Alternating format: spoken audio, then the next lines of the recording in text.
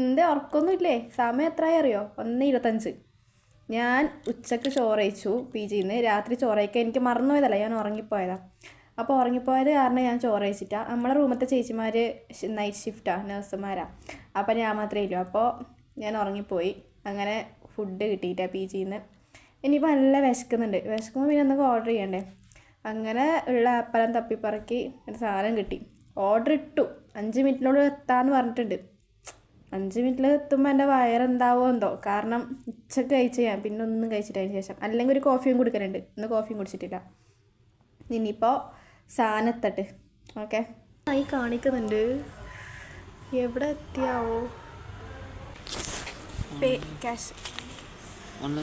No thank U.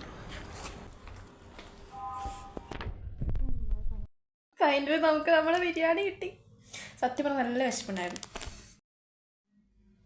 109 രൂപയുടെ ബിരിയാണി.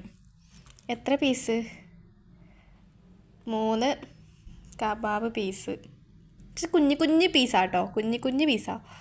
ചോറ് rice. Actually food rice kebab okay. But കച്ചമ്പർ വെറും വെള്ളം പറഞ്ഞ വെള്ളം. ഒരു ഉള്ളിയുടെ കഷ്ണം, ഒരു ഉള്ളിയുടെ കഷ്ണമില്ല. കാണിച്ചിട്ട് നോക്കിയേ, ഇതാ കച്ചമ്പറാണ്. പാലും വെള്ളം പോലെ ഉണ്ട്. പാലും വെള്ളം കുറച്ച് കട്ടി ഉണ്ടാവും.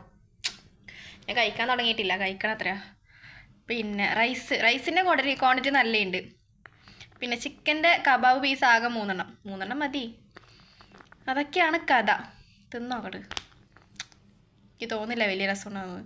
കച്ചമ്പർ കണ്ടപ്പോൾ എൻ്റെ മൂഡ് പോയി.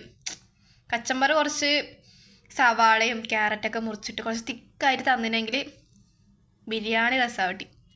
എന്തായാലും ടേസ്റ്റ് നോക്കട്ടെ. ഇല്ല,